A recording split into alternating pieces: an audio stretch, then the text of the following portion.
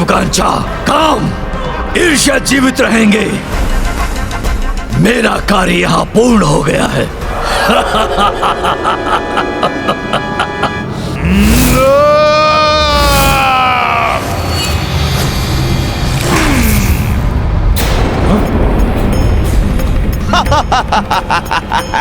कुछ नहीं कर सकोगे तुम हनुमान, कुछ नहीं मिटा पाओगे मुझे। सोच बदलकर तुम्हारे प्रभु की सोच को ध्वस्त करूंगा मैं। प्रभु श्री राम के कार्य को कभी असफल नहीं होने दूंगा मैं। जो भी इसने किया है उसे उलट दूंगा। जय श्री राम।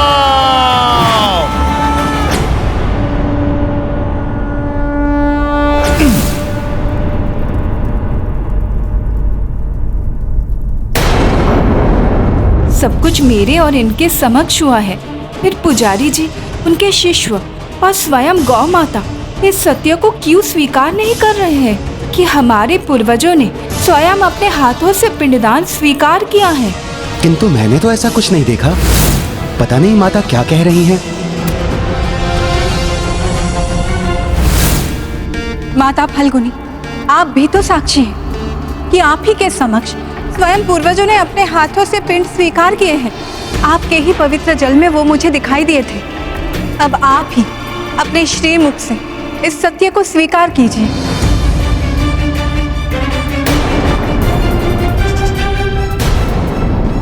यदि मैंने सत्य कह दिया तो पिंडदान की विधि यही समाप्त हो जाएगी और प्रभु श्री राम यहाँ से प्रस्थान कर देंगे।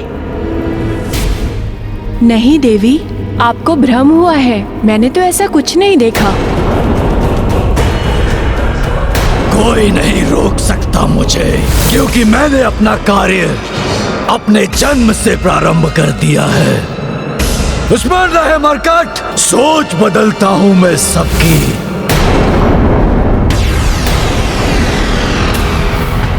असत्य के आवरण से सत्य को ढकने का इन सभी का यह अशोभनीय प्रयास मेरे क्रोध को जागृत कर रहा है। परंतु इन सभी ने सत्य का परित्याग क्यों किया? आप सभी ने ऐसे मिथ्या वचन कहे, विश्वास नहीं होता। आपके सामान्य आचरण के विपरीत आपकी सोच में असत्य कहां से घुल गया? ऐसे पवित्र कार्य में असत्य बोलने के लिए आप सभी भीषण श्राप के पात्र हैं।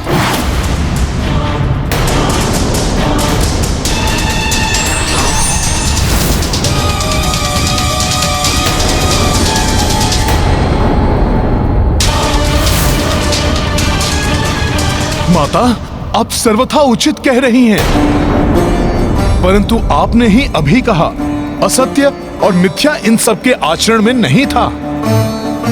ये सभी असुर निकुंभ की आसुरी सोच से प्रभावित हैं। वो दुष्ट सर्वत्र अपनी राक्षसी सोच का प्रचार कर रहा है माता, जिसका ये दुष्परिणाम है। परंतु मैं चकित हूं कि संपूर्ण जगत का मार्गदर्शन करने वाले आज इतनी सरलता से अपने ही बताए मार्ग से कैसे भटक गए।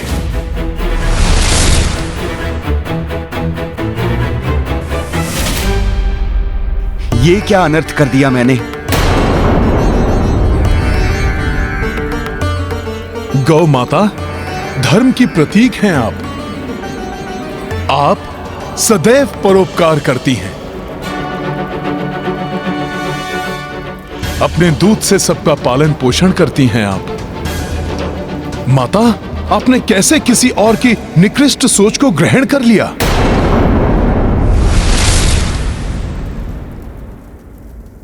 कहते हैं सरिता तो दुर्गम पर्वतों को भी काटकर अपने जल को प्रवाहित कर सभी को शीतलता और जल रूपी जीवन आधार प्रदान करती है। आश्चर्य, आज इतने तुच्छ पत्थर ने इस जीवन दायिनी सरिता को उसके मार्ग से भ्रमित कर दिया।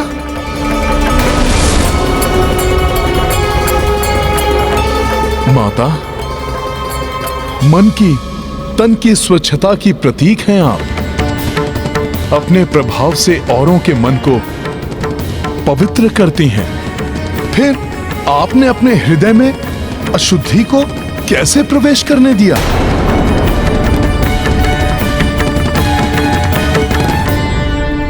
मुझे क्षमा कर दीजिए देवी सीता। ज्ञात नहीं कैसे और किसके प्रभाव में आकर मेरी मति भ्रमित हो गई और मैंने असत्य वचन कहकर इतना बड़ा अपराध कर दिया। माता, माता, राक्षसी सोच से प्रभावित होकर हमसे बहुत बड़ी भूल हो गई, जिसके लिए मैं क्षमा योग्य नहीं हूं। मेरा आपसे निवेदन है, कृपया हमें कठोर से कठोर दंड दीजिए। आप सभी असत्य और अधर्म की काली सोच से प्रभावित होकर असत्य कहा, इसलिए मैं आप सबको श्राप देकर दंडित अवश्य करूंगी। परंतु हाँ, आपने अपनी भूल स्वीकार कर क्षमा याचना की, इसलिए मेरा श्राप अंततः आपके उद्धार का कारण बनेगा।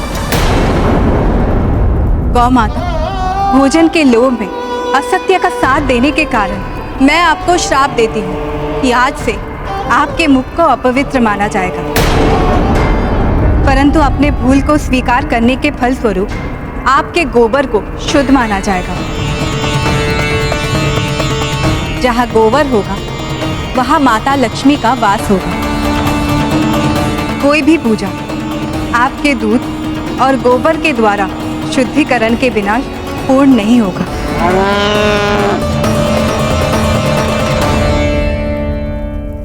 दान के लालच में आपने असत्य कहा, इसलिए मैं आपको श्रापित करती हूँ कि आज से आपका जीवन दान पर ही आधारित होगा। परंतु ये भी सत्य है, दरिद्रो नारायण अर्थात निर्धन को ही प्रभु श्री नारायण की सेवा करने का सर्वाधिक अवसर प्राप्त होता है, जिसके फलस्वरूप उन्हें ही नारायण मिलते हैं।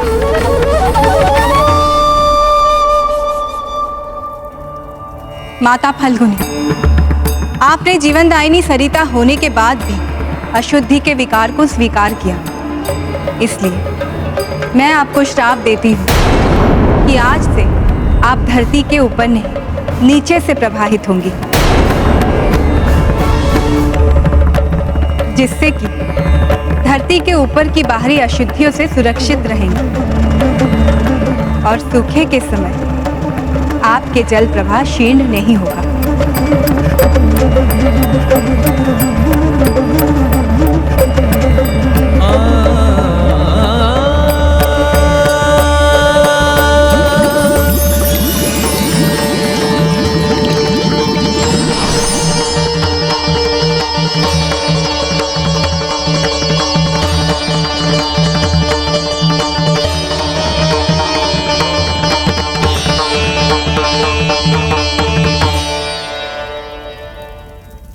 ये प्रकरण सर्वकाल के लिए एक उदाहरण के रूप में स्थापित रहेगा कि अपने मन को सदैव बाहरी दुष्ट प्रेरणाओं से सुरक्षित रखना अति आवश्यक है, अन्यथा भले से भले मनुष्य भी पथ भ्रष्ट हो सकते हैं। पुत्र राम, सूर्यास्त होने को है। अब हमें विष्णुपाद का आशीष लेकर पिंडदान विधि को संपन्न करना चाहिए।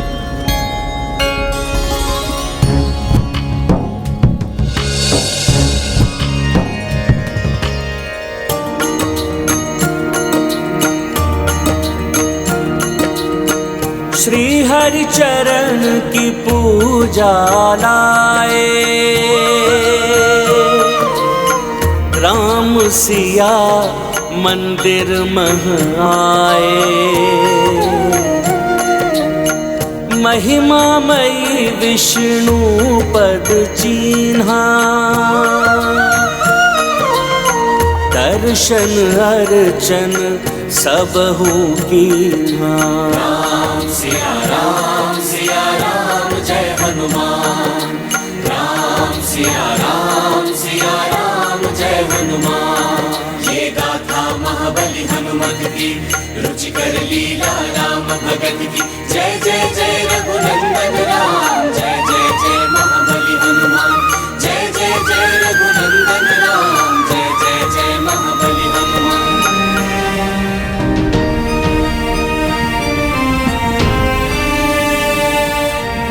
ओम नारायणाय विद्महे विष्णुदेवाय धीमहि तन्नो विष्णु प्रचोदयात्। ओम नारायणाय विद्महे विष्णुदेवाय धीमहि तन्नो विष्णु प्रचोदयात्। ओम नारायणाय विद्महे विष्णुदेवाय धीमहि तन्नो विष्णु प्रचोदयात्। ओम नारायणाय विद्महे विष्णुदेवाय धीमहि तन्नो विष्णु प्रचोदयात्। ओम नारायणाय विद्महे विष्णुदेवाय धीमहि तन्नो विष्णु प्रचोदयात्।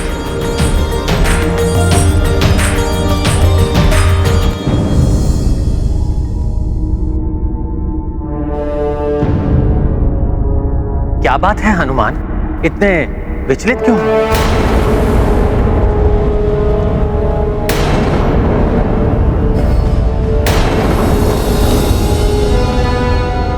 प्रभु, मेरा सामना करते समय असुर निकुंभ ने मुझे चेतावनी दी थी।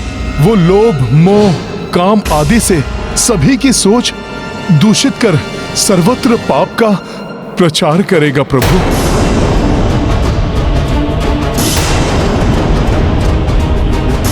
गया की इस पावन भूमि पर गौ माता और फल्गुनी माता जैसी सदा आत्माओं को अपनी सोच के दुष्प्रभाव से ग्रसित करने वाला, कहीं राम राज्य स्थापित होने के पूर्व ही अपनी कुटिल सोच से, अपनी कुत्सित सोच से इस संसार में मेघनाथ और रावण जैसे दुष्टों को पुनः उत्पन्न कर दे।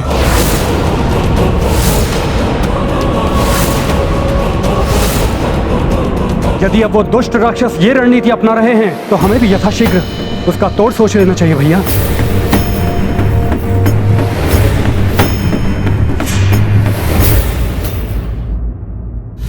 अयोध्या लौटने पर सर्वप्रथम संसार के कोने कोने से महाज्ञानी, महातपस्वी, महाऋषियों को आमंत्रित कर अयोध्या की राजसभा में इस विषय पर विचार होगा।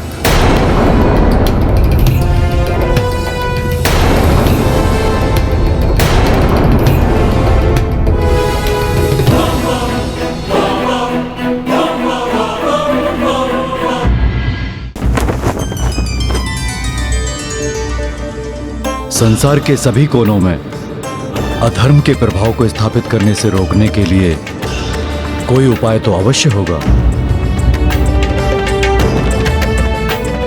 अब मात्र एक ही उपाय है।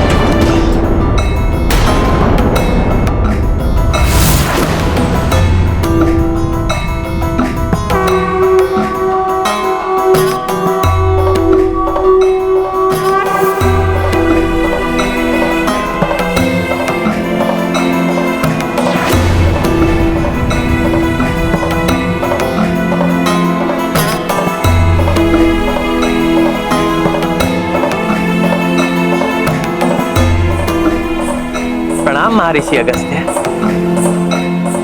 कल्याण हो। संसार को पाप मुक्त करने का और अधर्म के विस्तार को रोकने का एक ही उपाय है। आप अश्वमेध यज्ञ कर संपूर्ण संसार में राम राज्य स्थापित करें, ताकि कोने कोने में धर्म का राज्य हो और अधर्म को अपना फन उठाने का स्थान ही ना मिले। महर्षि, आपके शुभागमन से अयोध्या की ये राजसभा धन्य हुई। कृपया राज सिंहासन का ये स्थान ग्रहण कर मुझे और संपूर्ण अयोध्या को कृतार्थ करें।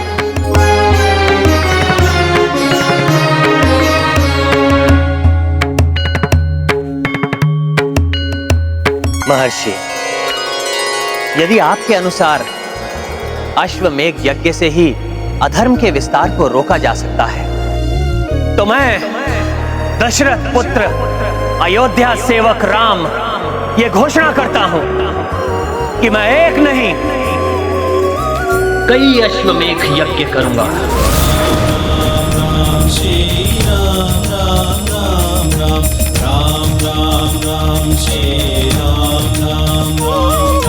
राम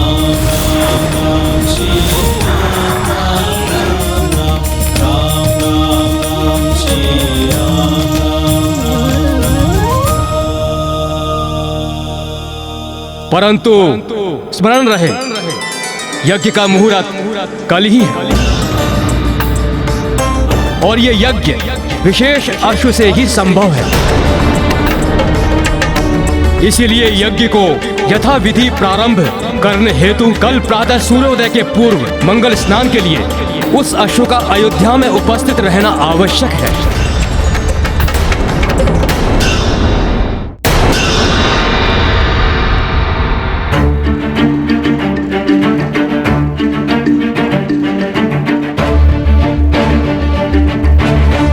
हे महर्षि, मुझे बताने की कृपा करें कि यह विशेष अश्व कहां मिलेगा। उसे यहां लाने का कार्य कर मुझे इस महान अश्वमेध यज्ञ के साथ राम राज्य की स्थापना में सहायक बनने का सौभाग्य प्राप्त करने की आप मुझे अनुमति दीजिए।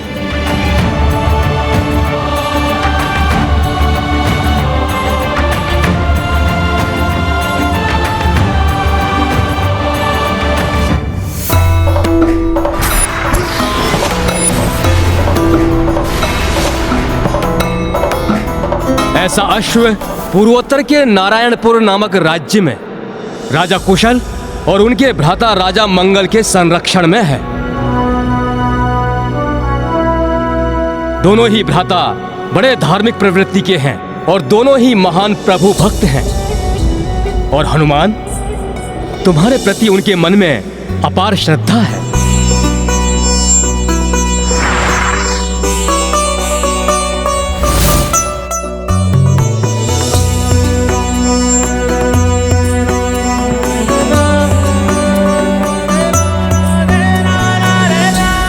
तुम्हें उनसे उस अश्व को लेकर आना होगा, परंतु न्याय और धर्म के अनुसार ही लाना होगा। वो अश्व तुम्हें हरण कर, अन्यथा बलपूर्वक लाया गया अश्व यज्ञ के योग्य नहीं होगा। मैं धर्म और न्याय संगत मार्ग से ही उनसे अश्व मांग कर लाऊंगा। आप मुझे अनुमति दीजिए ऋषिवर। कल्याण हो।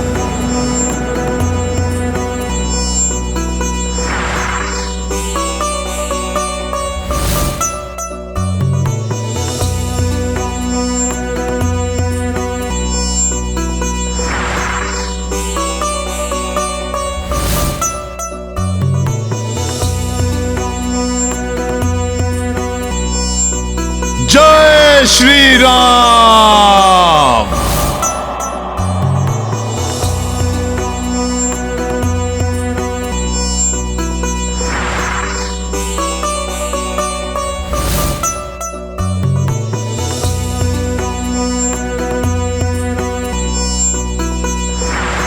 हो रहा है न जाने ये कैसा आभास। आ रहा हो कोई जैसे, ऐसा है मुझे विश्वास।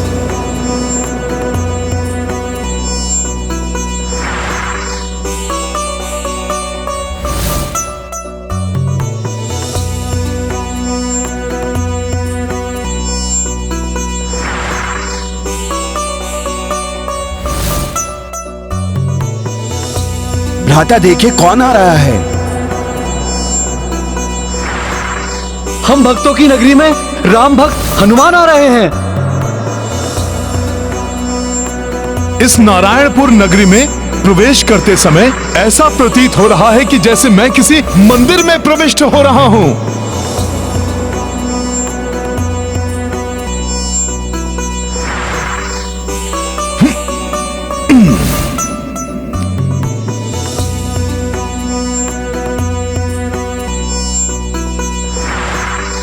ऐसे स्थान जहां धर्म का सर्वत्र संचार हो, वहां आकर तो अत्यंत आनंदित है ये प्रभु भक्त। परंतु मुझे देर हो उसके पूर्व ही दोनों राजभ्राताओं से भेंट कर उस अश्व को मांगना होगा। महाबली हनुमान की, राम भक्त हनुमान की, पवन सुत हनुमान की, महाबली हनुमान की, राम भक्त हनुमान की, पवन सुत हनुमान की, महाबली हनुमान की। की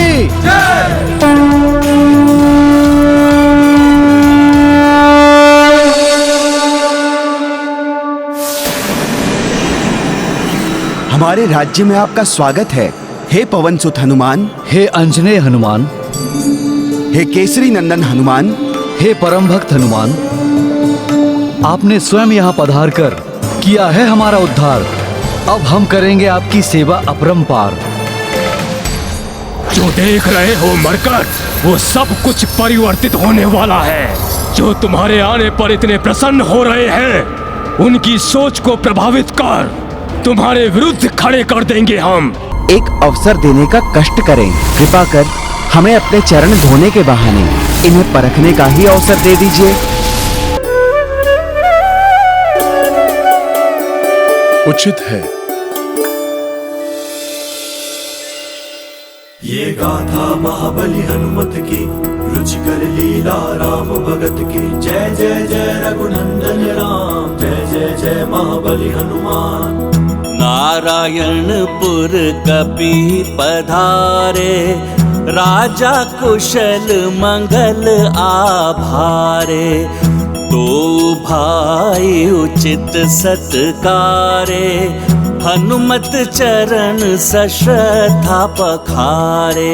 गाथा महाबली हनुमत की, रुचिकर लीला राम भगत की। जय जय जय रघुनंदन राम, जय जय जय महाबली हनुमान। जय जय जय रघुनंदन राम, जय जय जय महाबली हनुमान।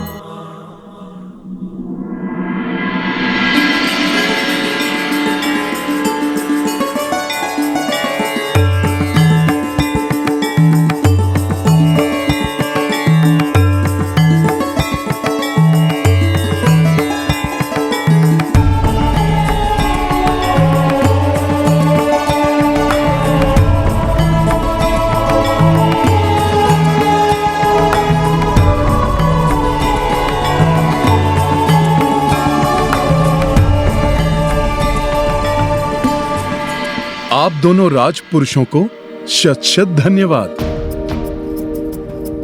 परंतु मैं राम काज पूर्ण किए बिना ये भोजन ग्रहण नहीं कर सकता, और इस कार्य में आप दोनों ही मेरी सहायता कर सकते हैं। आप अपना अश्व मुझे दान कर दीजिए, जिसे मैं सही समय पर अयोध्या पहुंचा सकूं और मेरे प्रभु श्री राम उचित मुहूर्त में अश्वमेध यज्ञ प्रारंभ कर सके।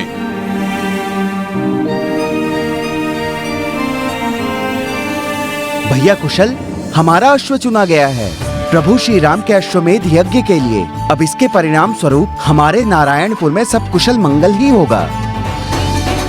हे राम भक्त, हम दोनों भ्राता अपने अश्व को देने के पूर्व एक बार उसे भोजन कराकर विदा करना चाहते हैं। यदि आप हमें इतना समय दें तो हम कृतार्थ रहेंगे।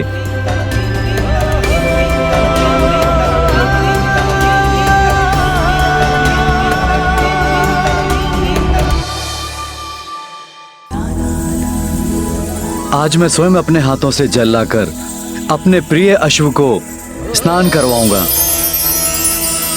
स्वयं गुड़ और चने के मिश्रण से भोजन तैयार कर अपने अश्व को प्रस्तुत करूंगा।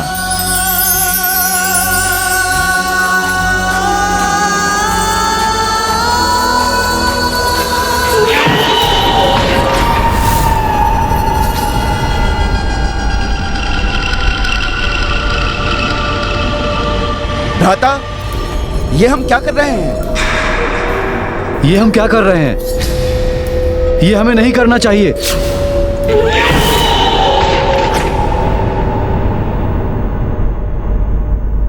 क्या हुआ? कुशल और मंगल अभी तक क्यों नहीं आए? मुझे देर हो रही है। मुझे देखने जाना चाहिए, नहीं तो मैं सूर्योदय के पूर्व अश्व प्रभु श्री राम तक कैसे पहुंचा सकूंगा?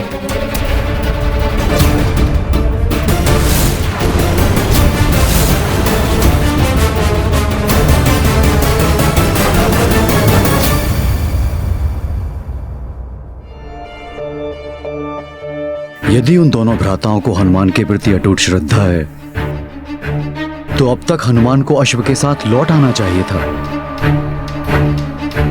गुरुदेव, आप निश्चिंत रहिए, हनुमान अवश्य ही शीघ्र लौट आएंगे।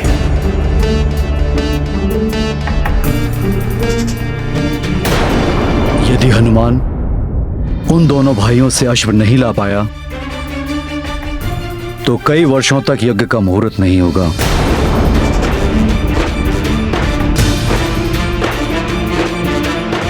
और हम ये शुभ अवसर खो बैठेंगे।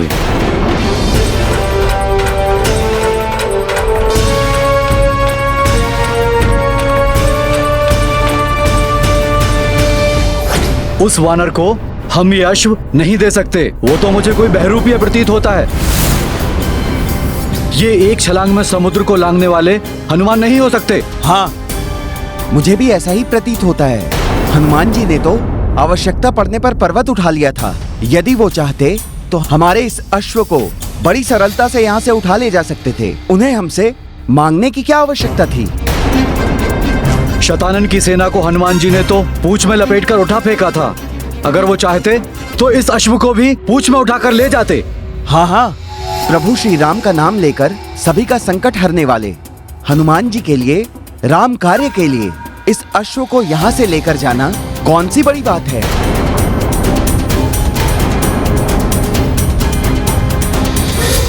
प्रभु विष्णु के भक्तों के साथ मैं भला ऐसा कैसे कर सकता था? ये तो मात्र मैं उन राक्षसों के साथ ही ऐसा कर सकता हूँ जो अधर्म के मार्ग पर चलते हैं।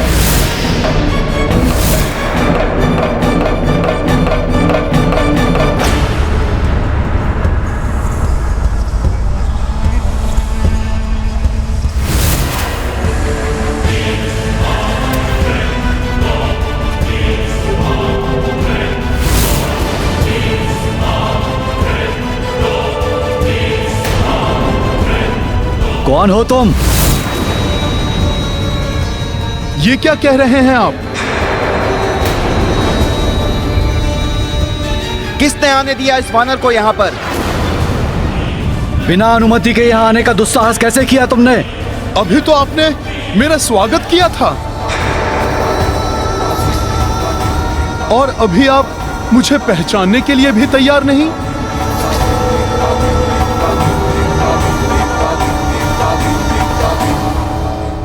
सैनिकों, पकड़ो इसे और बाहर निकालो इस बहरूपीय को।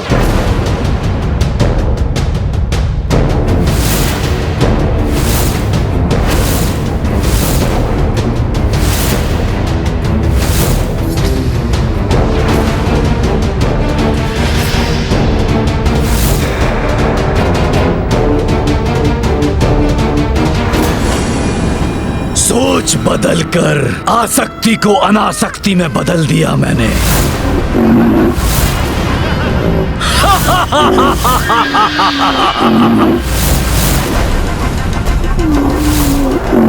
बहुत चतुर है ये वानर, बहुत चतुर। अभी भी अश्व को ले जाने में सफलता प्राप्त कर हमारी योजना को पूर्ण रूप से ध्वस्त कर सकता है। इसलिए प्रथम अवसर पाते ही उस अश्व के जीवन का अंत कर दो। ना रहेगा बांस और ना बजेगी बांसुरी। अकस्मात ही इनके विचार कैसे परिवर्तित हो गए? अवश्य ही ये निकुंभ ने किया है। महाराज कुशल, महाराज मंगल, ये आपको भी ज्ञात है कि मैं हनुमान ही हूँ। राक्षस निकुंभ के प्रभाव में आकर आप दोनों मुझ पर अविश्वास कर रहे हैं। बस बस, बंद करो अपनी ये मनगढ़ंत बातें। अब और हम नहीं आने वाले तुम्हारी इन बातों में। ये बातें मनगढ़ंत नहीं हैं। निकुंभ अपनी मायावी शक्ति से किसी के भी विचारों को प्रभावित कर सकता है। यही है उसकी नवीन रणनीति। उसी ने आप दोनों के मन में मेरे प्रति अविश्वास जागृत किया है। बस बस, मुझे तुम पर तनिक भी विश्वास नहीं है। दूर हो जाओ मेरी दृष्टि से। सैनिकों, बाहर निकाल दो इस वानर को। जो आ गया महाराज।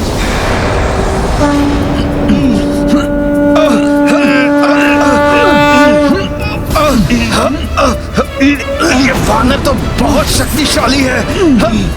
ये वानर तो टस से मस नहीं हो रहा है। ये वानर तो शक्तिशाली है, अपने स्थान से हिल भी नहीं रहा। इसके भीतर जय श्री राम।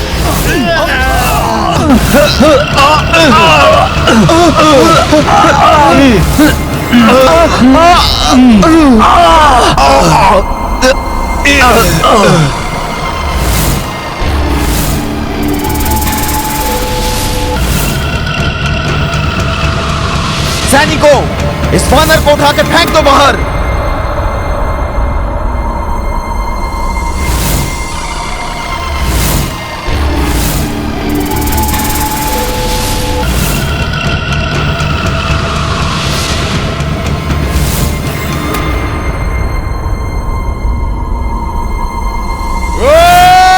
परंतु न्याय और धर्म के अनुसार ही लाना होगा।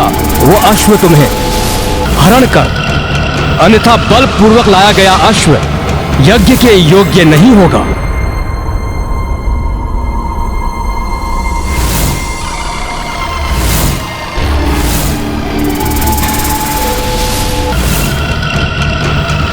मेरा विश्वास कीजिए, मैं यहाँ युद्ध करने के लिए कदापि नहीं आया हूँ।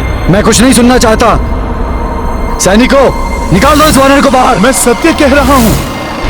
मैं प्रभु श्री राम का सेवक हनुमान ही हूँ। प्रभु के अश्वमेध यज्ञ के लिए आपका अश्व लेने आया हूँ। इसलिए मैं ना तो युद्ध के लिए अस्त्र उठाऊंगा और ना ही बल प्रयोग करूंगा।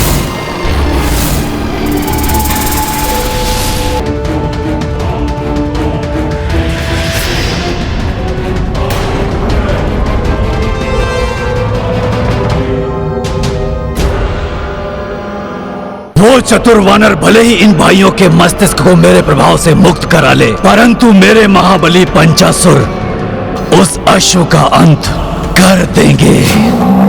फिर कैसे होगा राम का अश्वमेध यज्ञ? नहीं होगा। पाप का विस्तार होगा, अधर्म की जय होगी।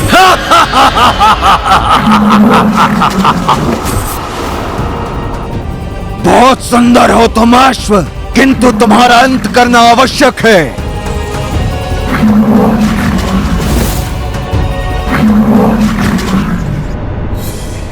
वानर इन भाइयों को अपने बात का विश्वास दिलाए, उसके पूर्व ही मुझे अपना कार्य करना होगा।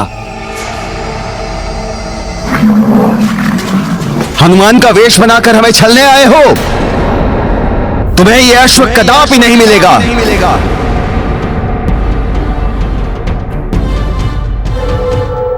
तुम्हें यहां से बाहर निकालने के लिए मुझे नारायणपुर की संपूर्ण सेना का बल प्रयोग भी करना पड़े तो भी करूंगा। सैनिकों,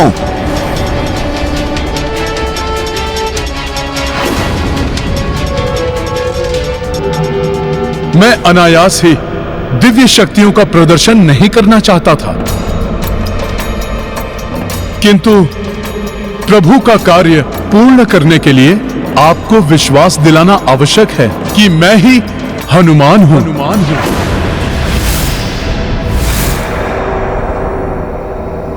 जय श्री राम।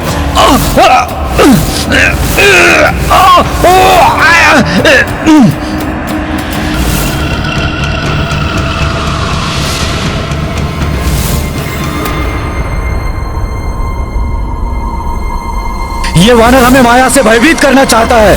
सैनिकों, आक्रमण करो इस वानर पर। मैं आपको भयभीत नहीं कर रहा हूं। मैं तो आपको विश्वास दिलाने के लिए ऐसा कर रहा हूं कि मैं वही हनुमान हूं जो अपना आकार बढ़ाकर संजीवनी के लिए पर्वत उठाकर लाया था।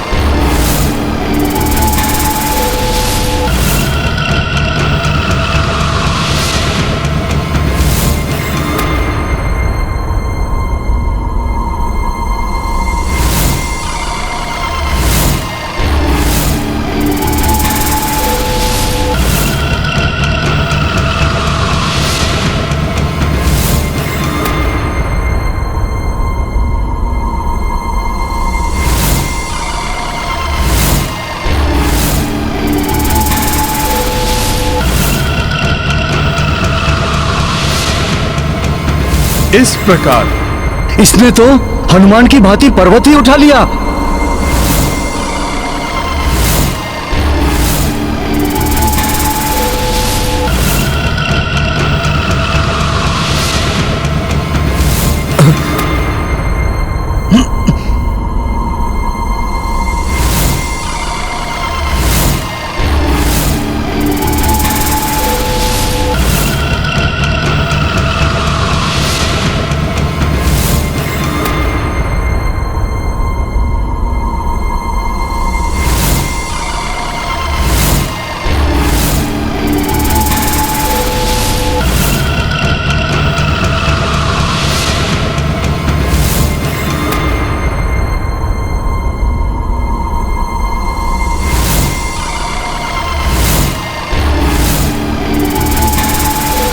अश्व की ध्वनि इतनी तीव्रता से क्यों हिनहिना रही है ये?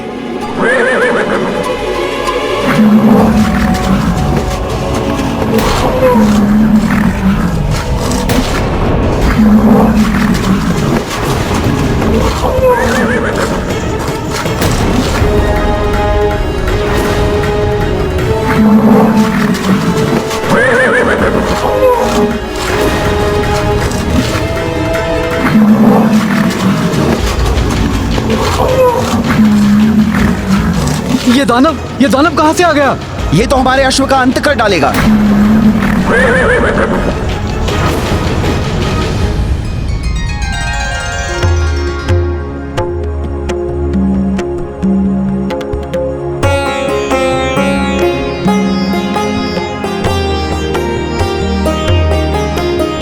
अश्व को वहां स्नान कराना है, इसीलिए पवित्र जल को वहीं एकत्रित करो। स्वामी, ये आपका प्रथम अश्वमेध यज्ञ है। हमारे कुलदेवता सूर्यदेव की कृपा से आप भी अश्वमेध यज्ञ संपन्न करने वाले राजाओं में से एक हो जाएंगे। आपकी कीर्ति आपके पूर्वजों की ही भांति दिग दिगंत तक प्रसारित हो जाएगी। राम राज्य की स्थापना होगी। किंतु ये तो तभी संभव होगा भाभी माँ, जब हनुमान मुहूर्त रहते अश्व को लेकर यहाँ पहुंच जाएं।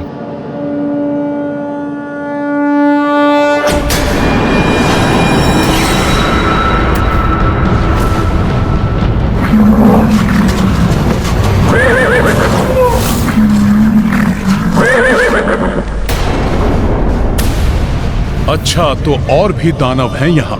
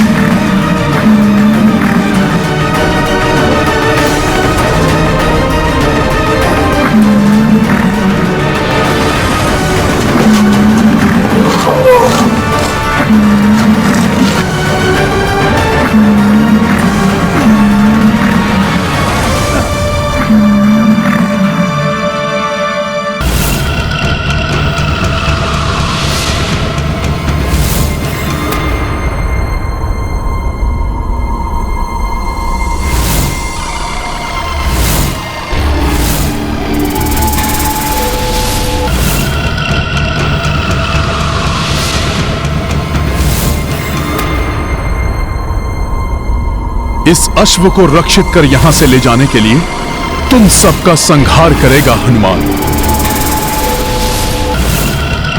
हमें क्षमा कर दीजिए हनुमान जी,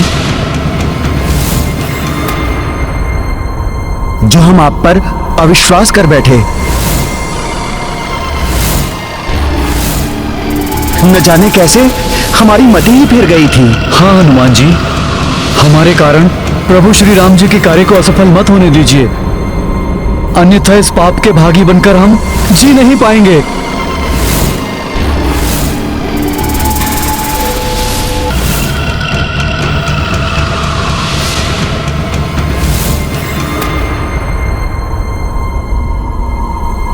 सूर्योदय होने को है, मुहूर्त के लिए अधिक समय शेष नहीं है। अब मुझे शीघ्र ही इन असुरों को समाप्त करके अश्व को समय रहते अयोध्या पहुंचाना होगा।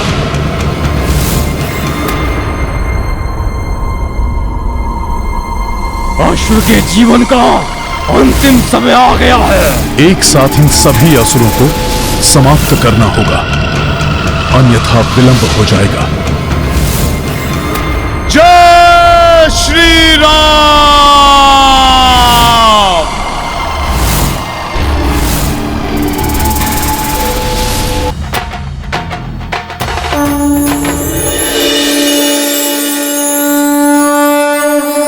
वन्देवानर नारसिंह खगरा क्रोडाश्ववक्राञ्चितं नानालङ्करणं त्रिपञ्चनयनं दैदीप्यमानं ऋचा हस्ताब्जैः असिखेत पुस्तक सुधा कुम्भं कुशाग्रिं हलं खट्वाङ्गं फणिपूरुहं दशभुजं सर्वारि गर्वापा।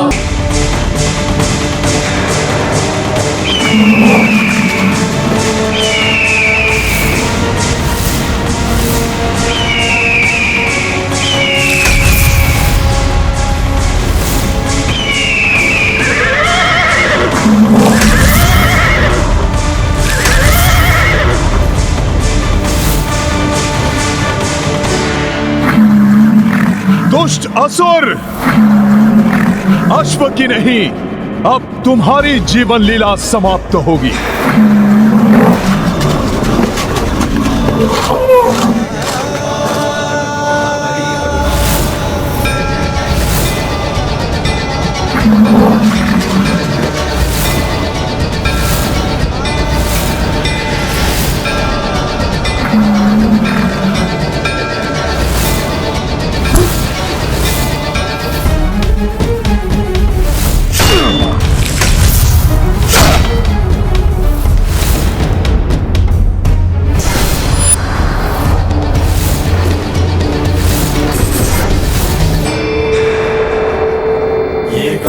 महाबली हनुमत की रुचिकर लीला राम भगत की। जय जय जय रघुनंदन राम, जय जय जय महाबली हनुमान। पंच रूप पवन सुत धारे, पांचहु दानव क्षण में संहारे। जब सहाय बलि हनुमाना, राम काज में को व्यवधाना। ये गाथा महाबली हनुमत की रुचिकर लीला राम भगत की। जय जय जय रघुनंदन राम, जय जय जय महाबली हनुमान। जय जय जय रघुनंदन राम, जय जय जय महाबली हनुमान।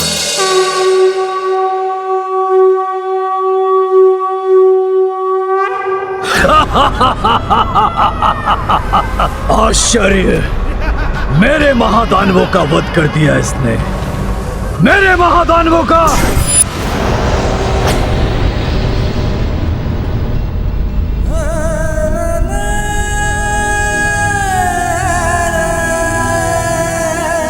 प्रभु श्री राम के अनन्य भक्त हनुमान, हमसे बड़ी भूल हुई है, हमें क्षमा कर दीजिए। इससे पूर्व कि कोई और अनिष्ट घट जाए या हमारी बुद्धि को कोई फिर से प्रभावित करे, आप श्री राम के कार्य हेतु इस अश्व को ले जाइए हनुमान जी। इसमें आप दोनों का कोई दोष नहीं है, ये सब राक्षस निकुंभ ने किया है। संसार में अधर्म का विनाश करने के लिए अपनी माया से वो सबके विचारों को दूषित करने का प्रयास कर रहा है। सत्य है हनुमान जी, आपने हम दोनों भ्राताओं को अधर्म करने से बचा लिया। उस आसुरी शक्ति से हमारी रक्षा करने के लिए आपको शत शत नमन हनुमान जी। मेरी तो इच्छा है कि मैं जगत के सभी मनुष्यों को ऐसी आसुरी शक्तियों से रक्षित कर सकूं।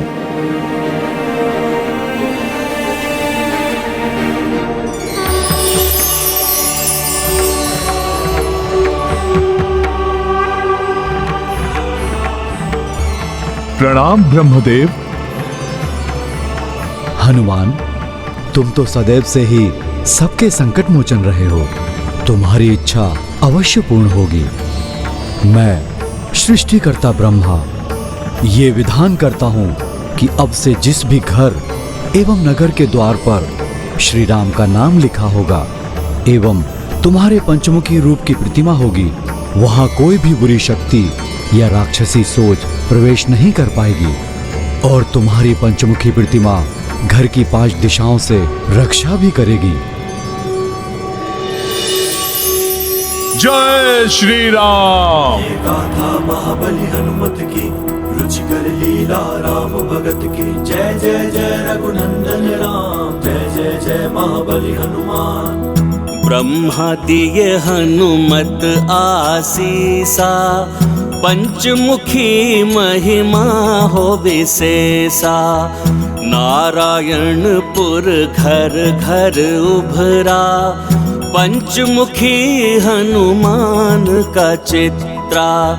तत्पश्चात कपि सुनो भाई, अश्व हथेली लिए चढ़ाई। जन जन अरु राजा पर नामा, उड़ चले अवध दिशा हनुमाना। ये गाथा महाबली हनुमत की, रुचिकर लीला राम भगत की। जय जय जय रघुनंदन राम, जय जय जय महाबली हनुमान।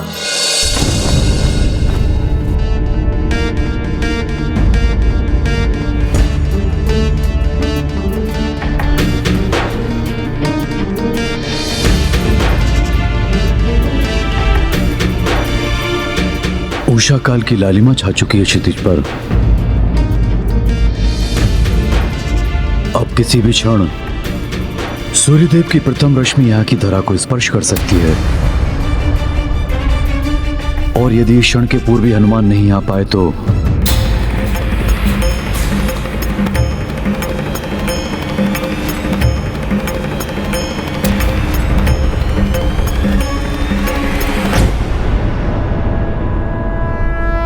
हनुमान आ गए।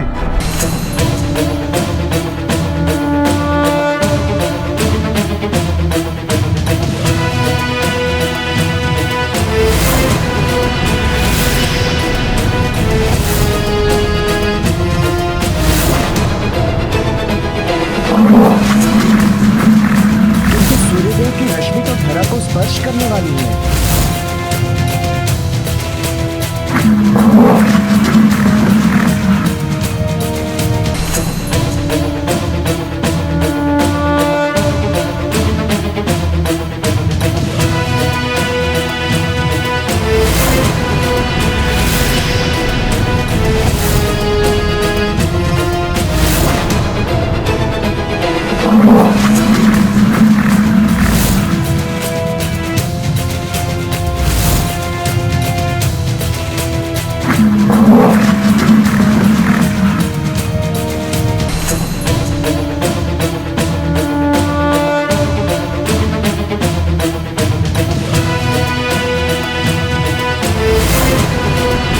प्रणाम गुरुदेव वशिष्ठ। प्रणाम ऋषि श्रेष्ठ अगस्त्य। कल्याण हो। प्रणाम प्रभु। प्रणाम माता। माता, कहीं मुझे आने में विलंब तो नहीं हुआ ना? पुत्र हनुमान, तुम्हारे होते हुए प्रभु के कार्य में विलंब कैसे हो सकता है? माता, ये कार्य भी मैं प्रभु के प्रताप से ही पूर्ण कर पाया। अब प्रभु के अश्वमेध यज्ञ के संपन्न होते ही चहुओर धर्ममय सुखमय राम राज्य की स्थापना हो जाएगी। माता, और तब राक्षसी सोच को विस्तारित होने का अवसर ही नहीं मिलेगा। हनुमान, यदि तुम चाहते हो कि सुख में राम राज्य स्थापित हो जाए, तो जब तक अश्व पूजा होती है तब तक तुम्हें जाकर एक और महत्वपूर्ण कार्य करना होगा। ऋषि श्रेष्ठ, आप आदेश दीजिए। तो सर्वप्रथम तुम ये बताओ कि अश्वमेध यज्ञ के विषय में तुम्हें कितना ज्ञान है एवं यज्ञ के अश्व का क्या महत्व है।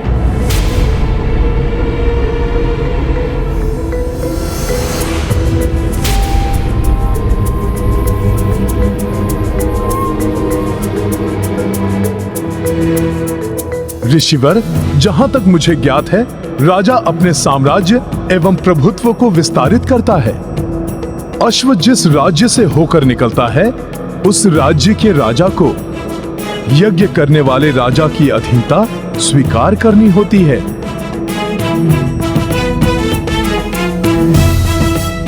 किंतु यदि कोई उस अश्व को रोकता है, तो उसे यज्ञ करने वाले राजा की सेना से युद्ध करना होता है। हाँ हनुमान, अंततः इस यज्ञ का लक्ष्य यह है कि समस्त राजा श्री राम की अधीनता बिना युद्ध के ही स्वीकार कर लें एवं राम राज्य में सम्मिलित हो जाएं। और यह तभी संभव हो सकता है हनुमान, जब स्वयं च्यवन ऋषि इस यज्ञ में भाग लें, क्योंकि वो उन महान ऋषियों में से एक हैं जो महातेजस्वी हैं, जिनके तप में अतुलनीय शक्ति है।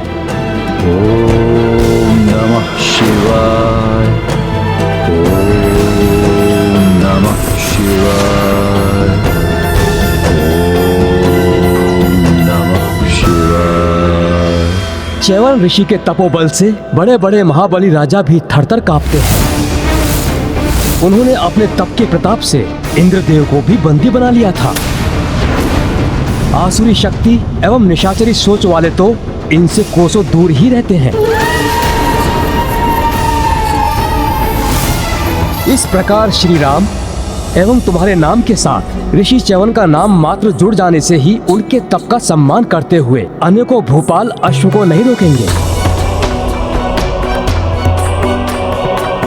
और बिना युद्ध किए ही प्रभु श्री राम के राज्य को स्वीकार कर लेंगे।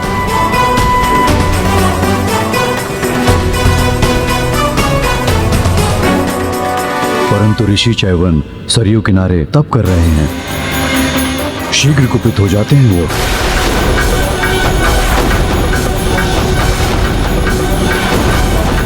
छोटी सी बात पर कठोर से कठोर श्राप दे सकते हैं।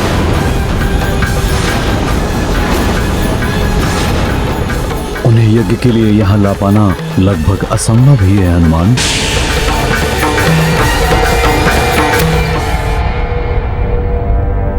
गुरुवर, प्रभु का कार्य है, प्रयास तो करना ही होगा मुझे।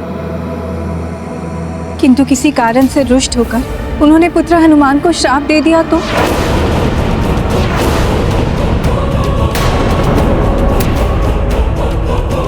माता, आप चिंता मत कीजिए, मैं ऐसा नहीं होने दूंगा। यदि माता ऐसा कुछ हुआ तो भी मैं प्रभु का नाम लेकर उनके श्राप को भी आशीर्वाद समझकर मैं ग्रहण कर लूंगा।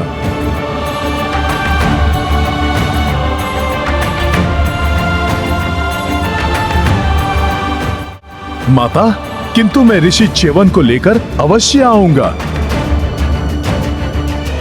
कार्य कितना भी जटिल हो, किंतु बिना किसी संकट के समय रहते यदि वो कार्य कोई कर सकता है तो वो मात्र हनुमान ही है।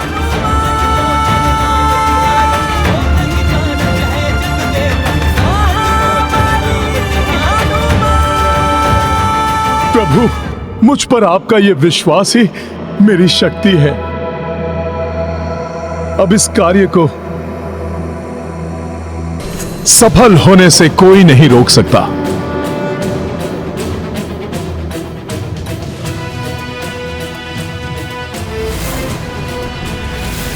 प्रभु, आप बस मुझे आज्ञा दीजिए। सफल मनोरथ भव।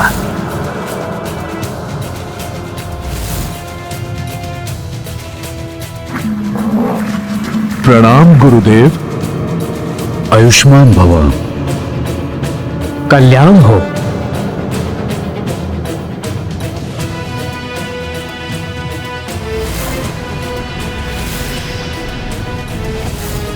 जय श्री राम।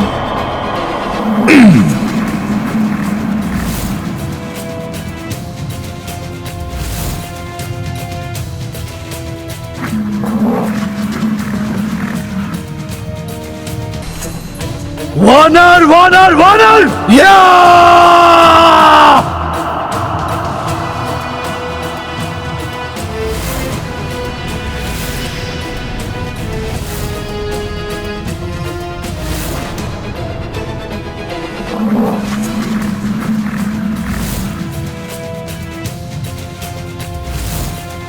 ये वानर ही मेरी राह का रोड़ा है। अश्व को अयोध्या पहुंचाया और अब चैवन ऋषि को लाने चल दिया। नहीं, चैवन ऋषि के आने का अर्थ है राम राज्य की शीघ्र स्थापना। तब हम आसुरी सोच से पतित नहीं कर पाएंगे मनुष्यों को, तो कैसे होगा पाप का विस्तार, कैसे होगी अधर्म की जय।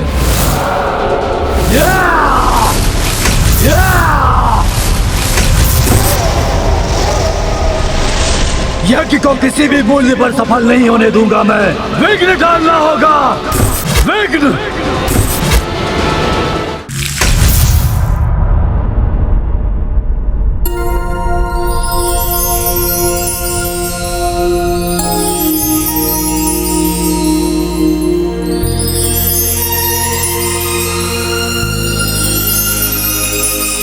कैसी सात्विक ऊर्जा उपस्थित है यहाँ चहुओर। ओम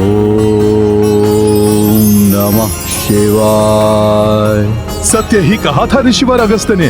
तप के तेज से यहाँ का संपूर्ण वातावरण शुद्ध, पवित्र एवं दिव्य बना हुआ है। ओम नमः शिवाय। च्यवन ऋषि भी आसपास ही कहीं होंगे।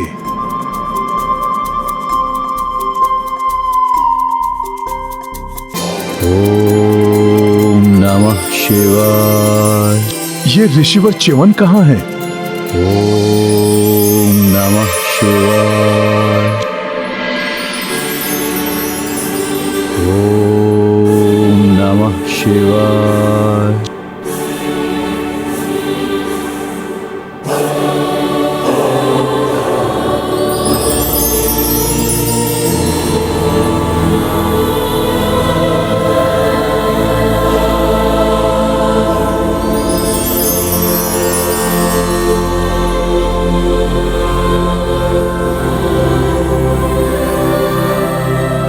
तप का ऐसा अद्भुत एवं विचित्र तेज, ऋषिवर च्यवन भी इतने युवा, आश्चर्य है।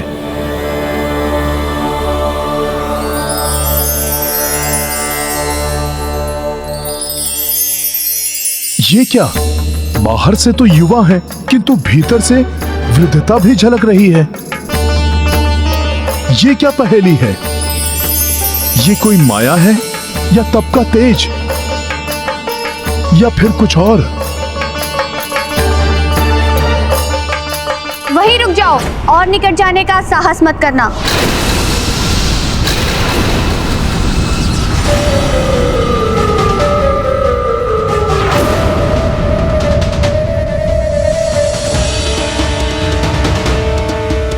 अब तृण भर भी आगे बढ़े तो तुम्हें ऋषिवर के प्रलयकारी कोप का भागी बनना पड़ेगा। कौन हो तुम? प्रणाम माता। मैं प्रभु श्री राम का सेवक हनुमान हूं। मैं ऋषिवर के तप में विघ्न नहीं डालूंगा, किंतु प्रभु श्री राम के अश्वमेध यज्ञ के लिए मुझे शीघ्र ही ऋषिवर को अयोध्या लेकर जाना है। उसके लिए तो तुम्हें ऋषिवर के मंत्र जाप के संपन्न होने तक प्रतीक्षा करनी होगी।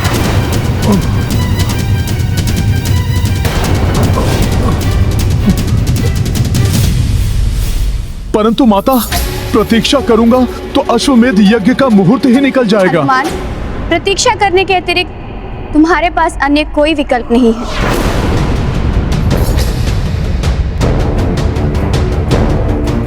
ओम नमः शिवाय। माता, कोई तो विकल्प होगा जिससे ऋषिवर कुपित भी ना हो और ध्यान से जागृत भी हो जाएं। नहीं, अपितु किसी ने उनका ध्यान भंग किया तो उसे कठोर दंड देते हैं ऋषिवर। मैं भी दंड भोग रही हूँ। एक भूल के कारण जीवन भर के लिए इनकी दासी बनना पड़ा मुझे। माता, जीवन भर के लिए दासी? ऐसा क्या हो गया था आपसे? ये एक लंबी कथा है, सुनना चाहोगे? हाँ माता,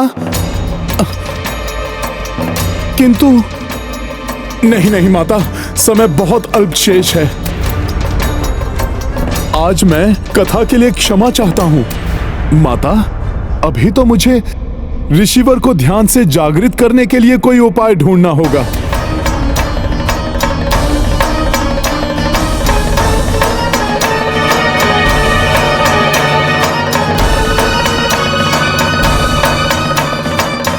क्या हुआ हनुमान? तुम्हारे मन में कोई जिज्ञासा उठ रही है? जिज्ञासा तो है माता। सैकड़ों वर्षों से जिनके प्रताप के बारे में सुना है, वो देखने में इतनी कम आयु के हैं। देह से युवा प्रतीत हो रहे हैं माता, किंतु तपोबल किसी दृढ़ आयु समान ऋषि के जैसा है। इसकी भी कथा लंबी है, कहो तो सुनाऊं? माता, तब तो आप रहने दीजिए। अभी तो आप यही प्रार्थना कीजिए कि ऋषिवर को बिना कोपित किए ध्यान से जागृत करने का उपाय मिल जाए मुझे। ऋषिवर का ध्यान तो उनकी इच्छा से ही टूटेगा। उचित है कि तुम प्रतीक्षा करो और मुझे अपने कार्य करने दो।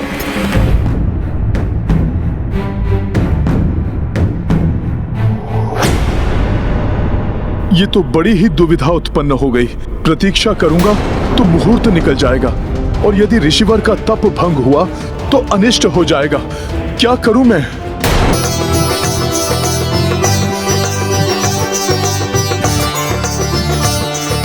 अश्व तो अब दिग्विजय यात्रा के लिए पूर्णतया सज्जित हो गया है, किंतु ऋषिवर च्यवन आने वाले हैं। इसलिए हवन आदि और आगे की विधि उनके अनुसार हो तो उचित है। किंतु यदि हनुमान महर्षि च्यवन को मनाने में असफल रहे तो कहीं उनकी प्रतीक्षा करते करते शुभ मुहूर्त का समय ना निकल जाए। हमने सदैव हनुमान पर विश्वास किया है और उन्होंने सदैव हमारे विश्वास की लाज रखी है। हनुमान आज भी असफल नहीं होंगे।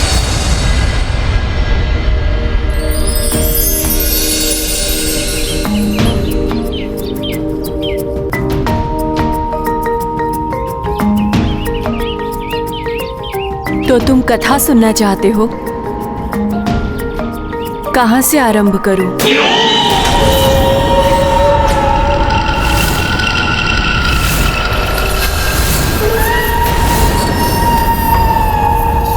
कोई और भी है यहाँ हमारे आसपास? कहीं राक्षस निकुंभ तो नहीं यहाँ पहुंच गया?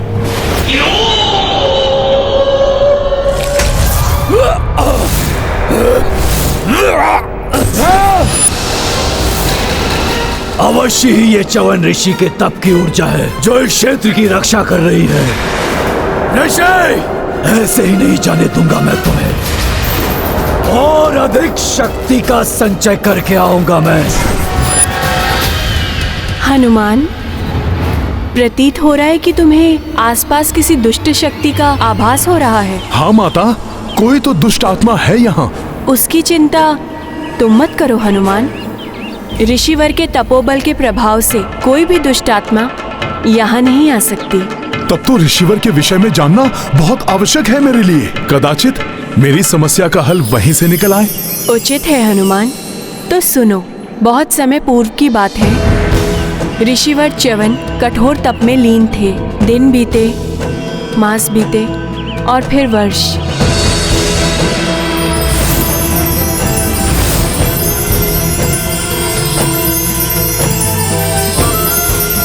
और इस प्रकार सहस्त्रों वर्ष उनका तप चलता रहा।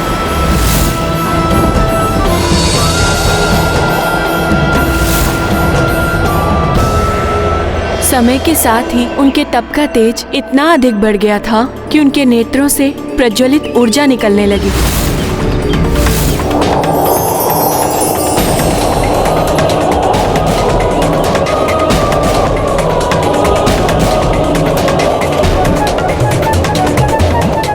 वो इतने गहन ध्यान में लीन हो गए कि डीमको ने अपनी बाम्बियां उनके चारों ओर बना ली। फिर भी उनकी तपस्या अनवरत चलती रही। उनके तप की तरंगें संपूर्ण वातावरण को प्रभावित कर रही थी। उनके नेत्रों से निकलने वाली प्रज्वलित ऊर्जा बाम्बी के छिद्रों से बाहर निकलकर कौतूहल जगा रही थी। उन्हीं दिनों तीर्थ यात्रा पर अपनी पुत्री सुकन्या एवं सेना के साथ निकले हुए मनुपुत्र राजा शर्यार्थी ने नर्मदा नदी के किनारे पड़ाव डाला। वहीं निकट के वन में ऋषि च्यवन तप में लीन थे। उनके तप की तरंगों के प्रभाव से आकृष्ट होकर सुकन्या अपनी सखियों के साथ उस ओर निकल पड़ी।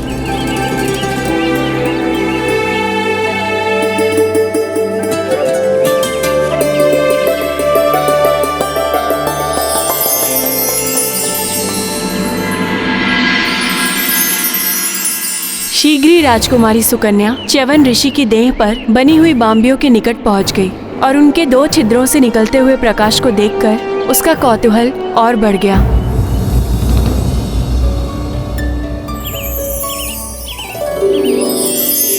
कितनी विचित्र है ये डीमको की बाम्बी, और इन छिद्रों से निकलते हुए प्रकाश को देखकर ऐसा प्रतीत होता है जैसे इसके भीतर कोई प्रकाश पुंज हो। मैं देखती हूँ कि ये प्रकाश पुंज है क्या। सुकन्या को भय तो लग रहा था, किंतु कौतूहलवश उसने एक तीक्ष्ण तृण को उठाया और बाम्बी के निकट पहुंच गई। तीक्ष्ण तृण? ऐसा कौतूहल तो संकट का कारण बन सकता था माता। हाँ हनुमान, सत्य से अनभिज्ञ राजकुमारी सुकन्या ने कौतूहलवश उस तीक्ष्ण तृण को बाम्बी के छिद्र में ढोक दिया। माता, कौतूहल तो वैसे अच्छा है, क्योंकि कौतूहल ही नवीन ज्ञान अर्जित करने के लिए प्रेरित करता है। किंतु कौतूहलवश असावधानी से किया गया कार्य कभी कभी घातक भी बन जाता है।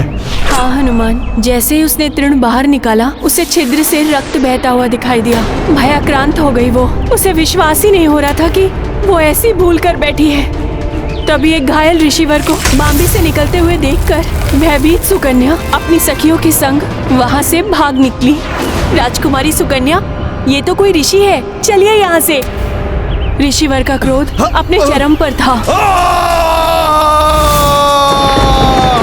राजकुमारी सुकन्या, मेरी सहस्त्रों वर्षों की तपस्या भंग कर दी तुमने, और ये संसार देखता रह गया। इस अपकृत्य का दंड तुम ही नहीं, समस्त सृष्टि भोगेगी। नष्ट कर दूंगा मैं सब कुछ, कोई नहीं बचेगा मेरे कोप से।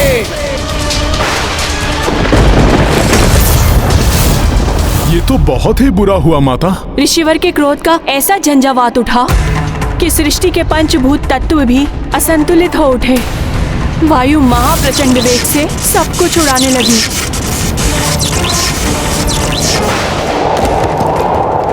नदियों के जल ने भीषण रूप धारण कर लिया। स्वच्छ आकाश सहसा ही घने मेघों से छा गया। वेग की आंधियों ने श्वास लेना दुर्भर कर दिया था। अतः कोई गिरकर अचेत हो रहा था तो कोई प्रचंड वायु में उड़ रहा था।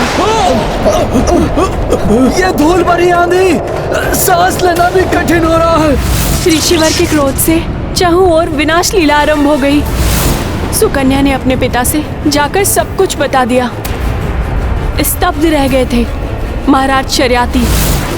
वायु के थपेड़ों में धूल भरी आंधियों का सामना करते हुए वे किसी प्रकार ऋषिवर के पास जा पहुंचे।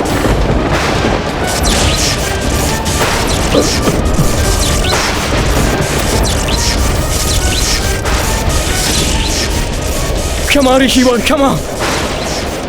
मेरी पुत्री के इस कृत्य के लिए मैं क्षमा चाहता हूँ। अपने इस कोप को शांत कर लीजिए ऋषिवर। प्रकृति असंतुलित हो चुकी है। शांत हो जाइए ऋषिवर, शांत हो जाइए। महाराज शर्याती की क्षमा याचना का ऋषि के कोप पर कोई प्रभाव नहीं पड़ा और उसे देखकर सुकन्या भी उनके चरणों में गिर पड़ी। सृष्टि में प्रलय की स्थिति उत्पन्न हो रही है ऋषिवर। भूलवश हुए अपराध का इतना बड़ा दंड मत दीजिए सृष्टि को।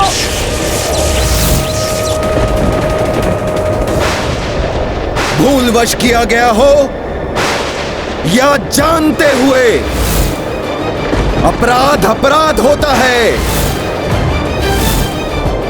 और अपराधी को दंड मिलना चाहिए।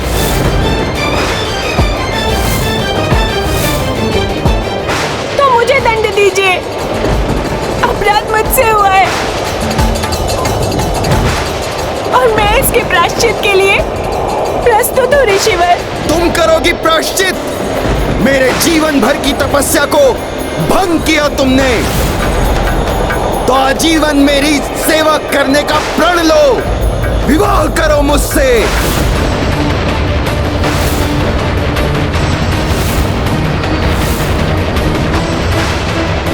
नहीं नहीं, मेरी पुत्री सुकुमारी है और आप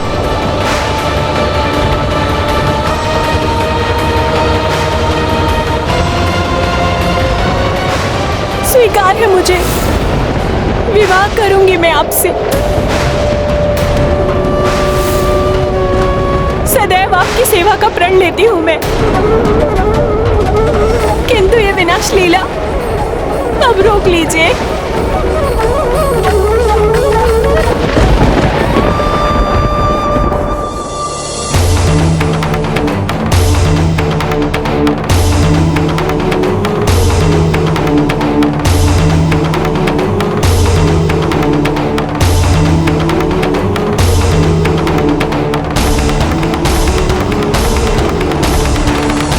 ये तो अनुचित था माता। फिर क्या हुआ? विवाह हुआ या नहीं?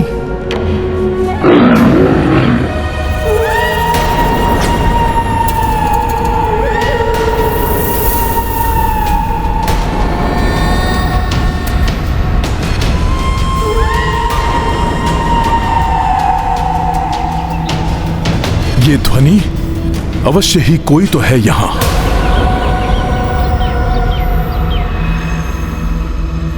विवाह हुआ हनुमान।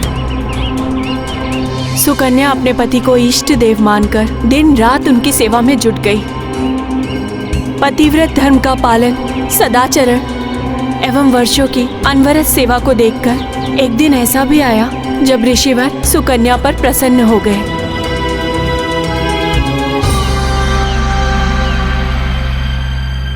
सुकन्या, तुमने श्रेष्ठ धर्म पालन एवं निस्वार्थ सेवा से मुझे प्रसन्न कर दिया, किंतु मुझे दुख है।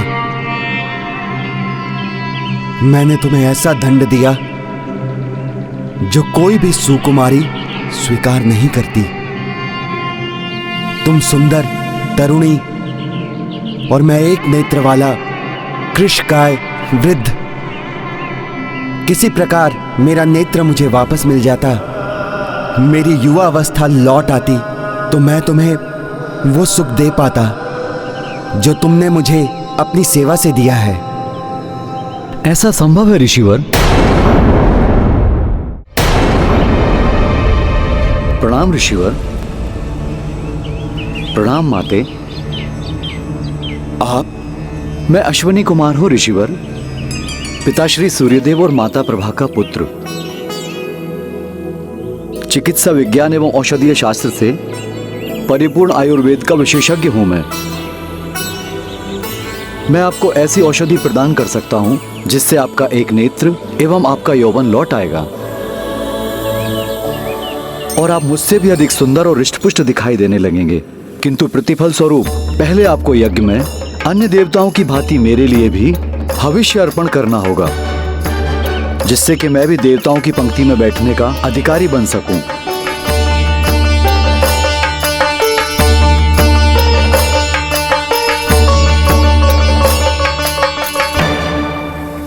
अवश्य ही ये देवी सुकन्या के श्रेष्ठ धर्म पालन एवं ऋषिवर के तपोबल का परिणाम था, जो अश्विनी कुमार स्वतः ही उनकी सहायता के लिए प्रेरित हुए। फिर क्या हुआ माता? कर्म फल तो मिलता ही है हनुमान। ऋषिवर ने शीघ्र ही यज्ञ आरंभ कर दिया, किंतु जब यज्ञ अपनी चरम सीमा पर पहुंचने लगा तो अश्विनी कुमार के नाम से आहुतियां पड़ती देखकर इंद्रदेव कुपित हो उठे और ऋषिवर को ऐसा करने से रोकने के लिए आ गए। ओम अश्विनी कुमाराय नमः। रुक जाइए ऋषिवर, आप अश्विनी कुमार को हम देवताओं के समान अधिकार एवं पद कैसे दे सकते हैं? ओम अश्विनी कुमाराय नमः। यदि आप नहीं रुके ऋषिवर तो हमें बल प्रयोग करना पड़ेगा। ओम अश्विनी कुमाराय नमः।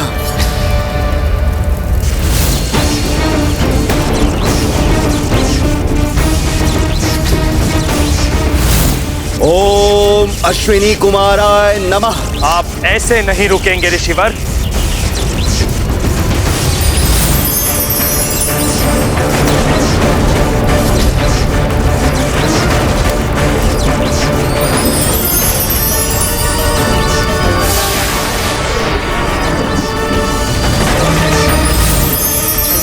नहीं ऋषिवर, रुक जाइए ऋषिवर।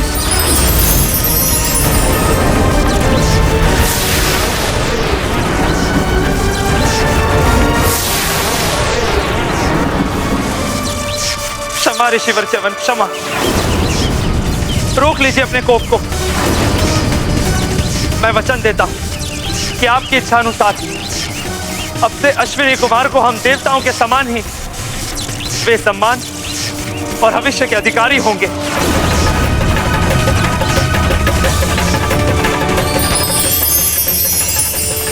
शांत हो जाइए ऋषिवर, क्षमा कर दीजिए इंद्रदेव जी को।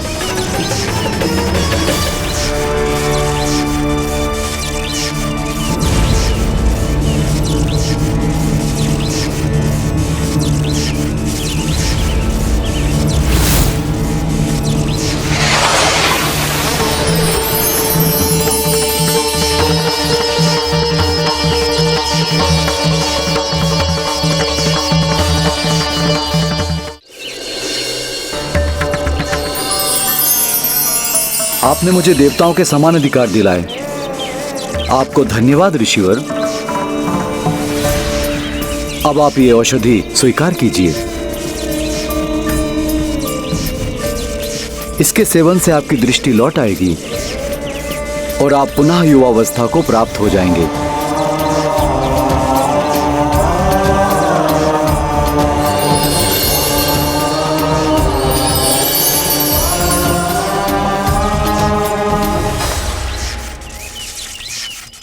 और मैं ये घोषणा करता हूं, भविष्य में ये औषधि आपके नाम से ही प्रचलित होगी। च्यवनप्राश के ही नाम से सब इसे जानेंगे।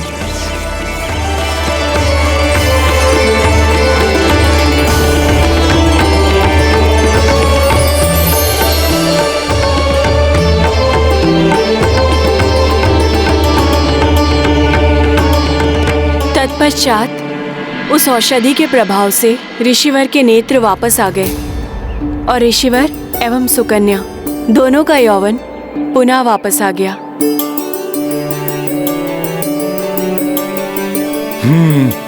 मैं पहचान गया माता, आप ही राजकुमारी सुकन्या है ना?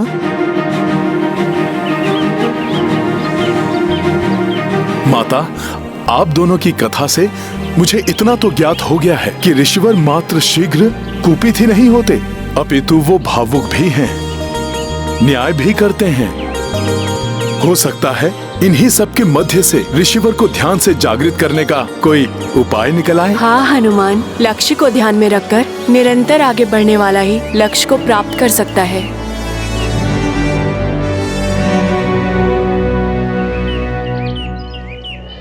माता, कथा सुनते सुनते हम यहाँ कब पहुँच गए ज्ञात ही नहीं हुआ।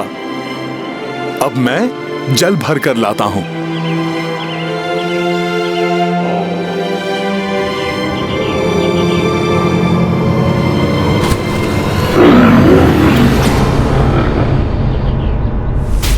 कहीं कोई दिखाई नहीं दे रहा है।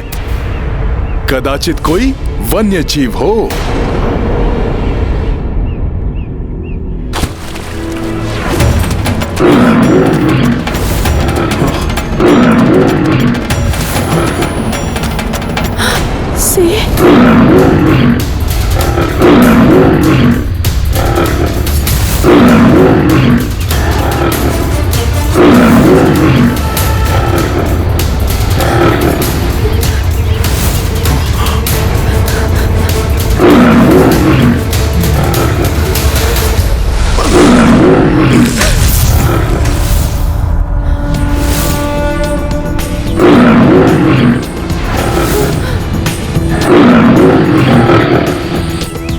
भयभीत होने की कोई आवश्यकता नहीं है माता। मैं संभाल लूंगा सिंह को।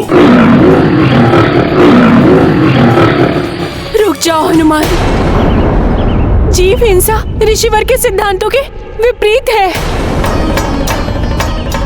विशेष रूप से वन जीवों की। हिंसा के वो पूर्णतः विरुद्ध है, इसलिए तुम इस सिंह को आहत मत करना। ये स्त्री मेरा आहार है वानर, इसलिए मेरे मार्ग से हट जाओ। मैं बहुत भूखा हूँ। ऋषिवर च्यवन के सिद्धांतों के अनुसार मैं तुम्हें आहत नहीं करूंगा वनराज, किंतु तुम्हें माता को भी आहत नहीं करने दे सकता।